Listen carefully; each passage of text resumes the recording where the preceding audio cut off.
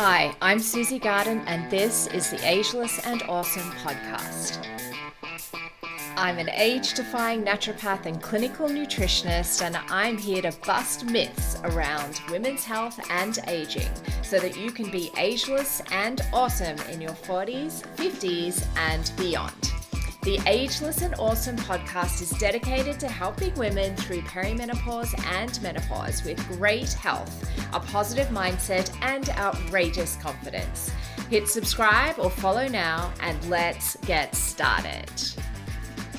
Hello, gorgeous one, and welcome to this week's episode of the Ageless and Awesome podcast. And this is number 2 in my little series on perimenopause and brain health, brain fog, all of the things. Now, I am recording this podcast in a thunderstorm. We're getting a real series of thunderstorms over a number of days up here in the Gold Coast and Queensland generally. So forgive me if you can hear thunder in the background. And I do have my little dog on my lap. He's very scared and he's panting a lot. So hopefully that's not coming through the microphone. So anyway, that's what's going on with me right now as I talk to you this week on the microbiome, essentially. So this is following up from last week's episode. So last week was all about brain fog, and I'm not going to go too deep into the what about what brain fog is because we covered that last week. So go back and listen to that ep if you haven't yet, and then come back and listen to this one, which follows straight on from it. So today I'm talking about the microbiome. And as I mentioned last week, really looking after your microbiome and your gut health is a huge part of this. And so I wanted to spend a little bit of time just initially talking about, how do we know that poor gut health can lead to brain fog? Well, I'll give you some examples. So people that have certain food intolerances, and I'm actually going to use a pretty extreme example, which is celiac disease. We know when people have newly diagnosed celiac disease, particularly as adults, where it's taken usually a while to get that diagnosis, once they start their treatment plan, which is essentially to remove gluten from the diet, they see quite a rapid improvement in brain fog.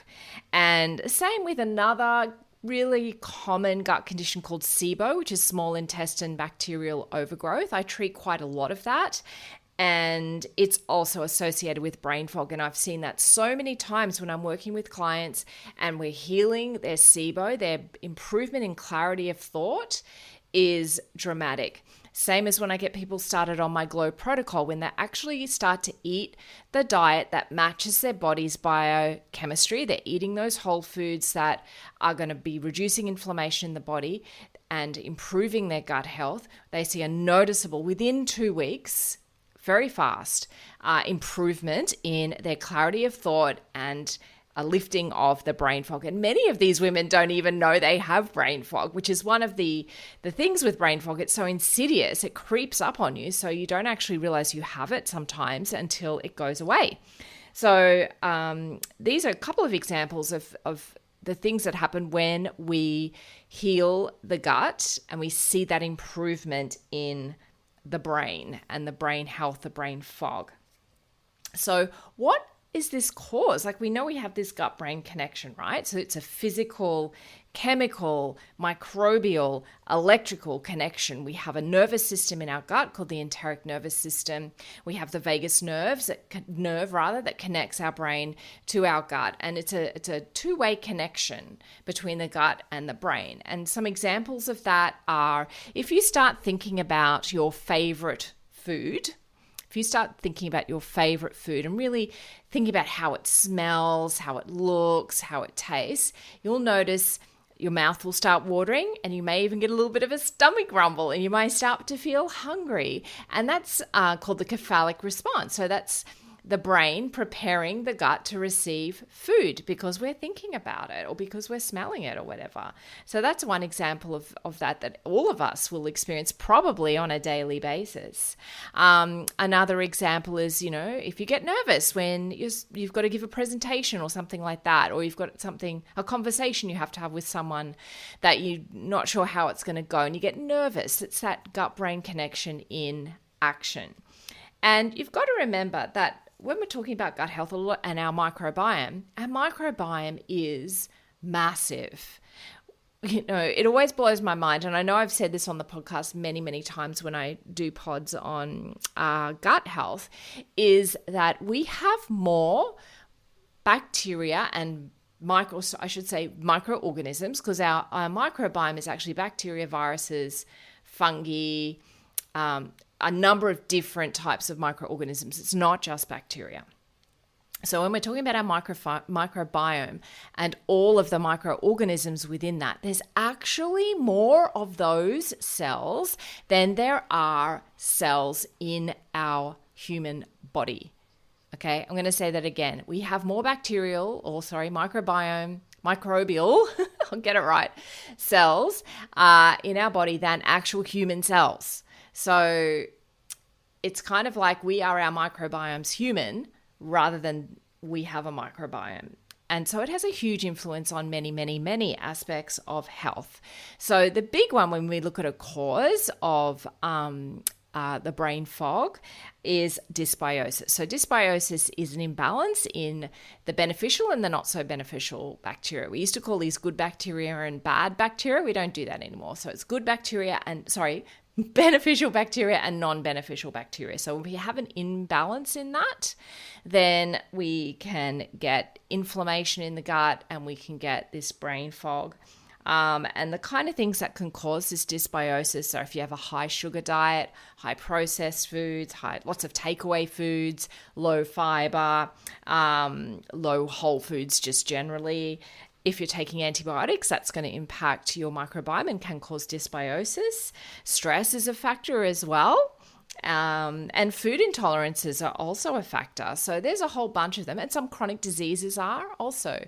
There's many, many, many causes of dysbiosis. They're probably the top ones that I've just mentioned there. And when you think about it, most of us have probably experienced almost all of those, if not all, and sometimes many at once.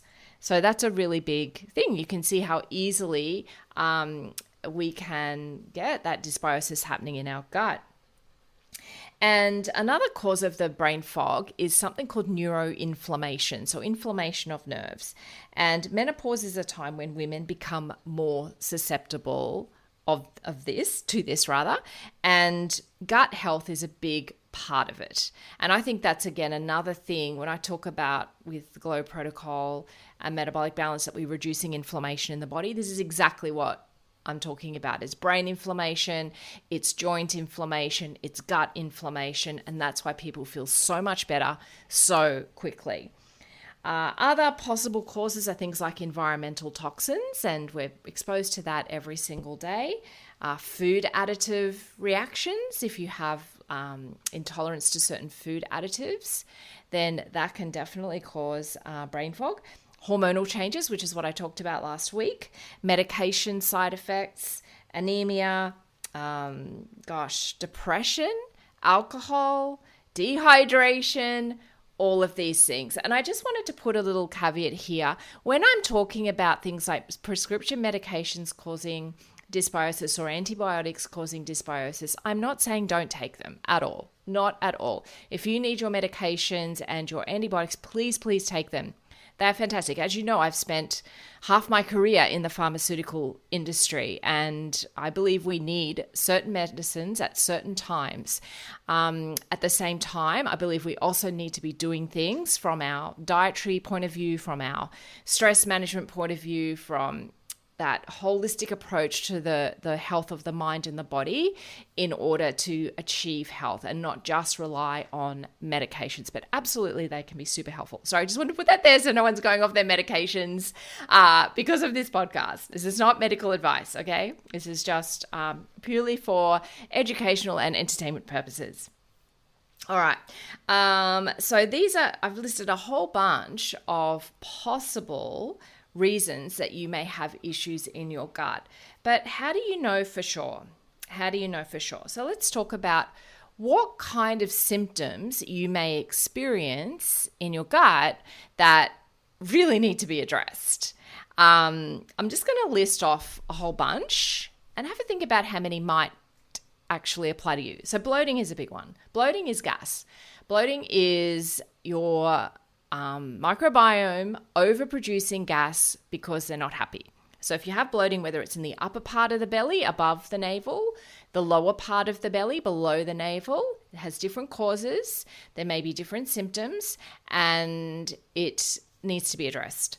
Even if you're waking up in the morning and that bloating is all gone, it still needs to be addressed, because it's not normal to, walk around with a big distended tummy, to have your pants not fitting you towards the end of the day. Not normal. Okay.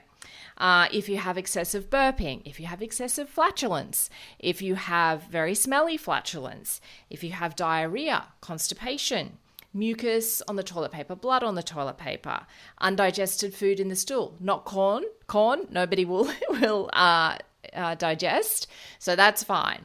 But other foods shouldn't be present. And some of the things that people often will say to me is they'll see green leaves and tomato skins and things like that. So if you're seeing that, that's not normal. It means you're not digesting things properly. And it's not just, oh, well, that's okay, it'll just come out the other end. The problem is that then that food is coming down into your digestive tract further and further along in a format that it's not supposed to be in.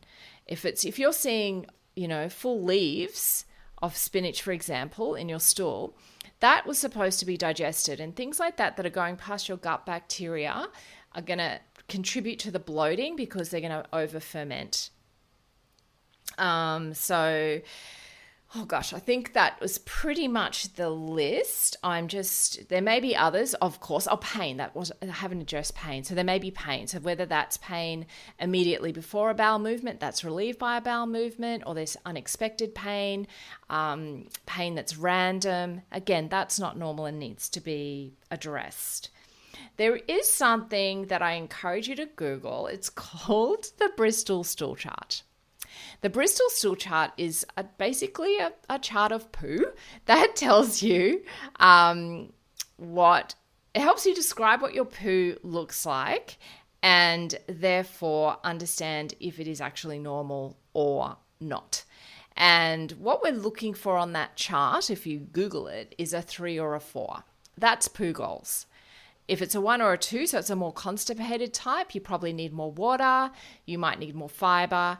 If you have like a 5, 6, or a 7, they're more that looser type of stool, then that means different things as well. So it definitely needs to be assessed. And it is not normal, even if it has been, years and years of you having a 5 or a 6 or a 1 on your Bristol chart. It's still not normal, even though it's maybe your normal. And I remember having a discussion. I had a GP who was a client of mine, and she came to me, and she came to me actually for anxiety, but she'd had diarrhea for 7 years. And when we were talking through that, and I said to her, oh gosh, what have you done to investigate that? And she's like, oh no, that's just normal for me. And I'm like, no, that's not normal. And she kind of dismissed what I said and said, no, that's normal for me. And we just moved on. And then I got her to do a food journal, which included looking at the Bristol chart every day. And she came back to me 2 weeks later and went, oh, that's really not normal, is it? So, often when you sit and you track what's going on in your body, in your digestive tract particularly, then you can really start to go, okay, there's probably some things I'm putting up with that have become normal for me that really are not normal. And it's not just affecting your digestive health. It's not just the fact that, oh, my pants are tighter at the end of the day, or I get heartburn, or I've got excess burping. And isn't it funny that, I do all these smelly farts? There's something going wrong in the body, and it will affect your brain. It will affect many, many other parts of your body. So what I really strongly encourage you to do is just track for 1 week, just 7 days. Google the Bristol Stool Chart, and every day when you go to the loo, write down what's your number, or the bathroom. Sorry, for my American listeners, the loo is the bathroom. So when you pass a bowel motion, have a look at the Bristol Stool Chart and track that every day. Track your bloating. Track your stress level out of 10. Track your any gas that's being produced, such as your flatulence, such as your burping, any pain in the abdomen. Also track whether you're hungry when you wake up in the morning, because that tells us a lot about what's going on with your stomach acid and your ability to digest your food. And once you have all of that data, take it to a health professional that knows what to do with that data. I'm more than happy to look at it if you want to book in an appointment with me. At the moment, my books are closed to individual appointments. I'm only working in the Glow protocol because I'm pretty busy with that. But feel free to message me, particularly if you're in Australia. I might be able to direct you to someone that can help you. Or if you are wanting to talk to me about the Glow protocol, I'm more than happy, because we do, in that holistic program, as well as weight loss and as well as hormone balancing, gut health is a huge focus. So we can definitely sort out those sorts of symptoms. And often when we sort out those sorts of symptoms, that's when the brain fog improves, when the clarity of thought comes back, where you feel less frustrated, that forgetfulness disappears, sometimes overnight. It's really quite extraordinary. So the kind of things that you can do to support good gut health is, please don't take random big doses of probiotics. The probiotics market at the moment is huge, and you don't need to take them if you don't have a specific issue with your gut. And while sometimes you may feel better initially, it can do some real long-term I don't want to use the word damage. Let's just say it can cause some long-term problems if you're on it all of the time. You are way better to feed your good gut bacteria, your beneficial bacteria. So that's prebiotic foods. It's generally high fiber foods like sweet potato and onions and garlic and apples, and just Google prebiotic foods and you will find lists for days of all these fantastic foods that actually feed up your good gut bacteria, and that is way more sustainable than taking probiotics. Because the other thing, when you're taking probiotics, once you stop taking them, they are gone from your body in around 10 days. We know that for sure. When I'm using probiotics as a practitioner, it will be research specific strains for specific health conditions, and we do it to affect change while at the same time we're instituting some dietary changes that support the gut and reducing the inflammation in the gut. So it is a very specific protocol that I use to do that. I'm not just saying, go and buy some, huge amounts, like 100 billion probiotics in a capsule. That is not going to do you any favors in the long run. So those two things, looking after your good gut bacteria and feeding them up, is probably the best ones I can give you, actually, as well as monitoring your own gut health, but also reducing your risk of metabolic syndrome, because we know that has a real impact on our brain fog as well. So maintaining a healthy weight is paramount. In particular, your fat storage around your torso, so your waist measurement, is really important. So even if you're not someone that likes to weigh yourself, and I totally understand, many of us have not great associations with weight and weighing ourselves, but taking a waist measurement can be very, very helpful, because a lot of us do not have baggage attached to a waist measurement. So we know if your waist measurement is 100 centimeters or more, you will probably got a degree of insulin resistance. So we need to get that waist measurement down. To really improve your cardiovascular risk, getting it to around 80 centimeters. Actually, the ideal, makes it very personalized, is whatever your height is, your waist measurement should be no more than half your height. So there you go. You can work that one out for yourself. And if it's more than half your height, you need to do something to bring it down. And I can help you with that. Also, things like managing your blood glucose is important, your blood pressure, your cholesterol, all of those sorts of things, which are things I address in the Glow protocol. So I hope that's been helpful. In today's episode, I didn't want to get too technical, but I really wanted to encourage you to look after your gut health. If you have any questions, I would love to hear from you. And I haven't recorded Thursday's Q&A ep yet, so I would love to hear from you. I could definitely address that as early as this Thursday. Just message me at Susie Garden Wellness, or you can email me hello@susiegarden.com. Have a great week, and I will see you on Thursday. Thanks so much for joining me today on the Ageless and Awesome podcast. If you liked today's episode, please make sure you click the little plus button if you're on Apple Podcasts or the follow button if you're on Spotify so that you can get each new episode delivered to you every single week. If you like free stuff, and who doesn't, then head over to susiegarden.com and grab my 8 essential age-defying secrets every woman over 40 should know right now. Or if you'd like to continue the discussion, head over to Instagram and DM me at Susie Garden Wellness. I'd love to connect with you.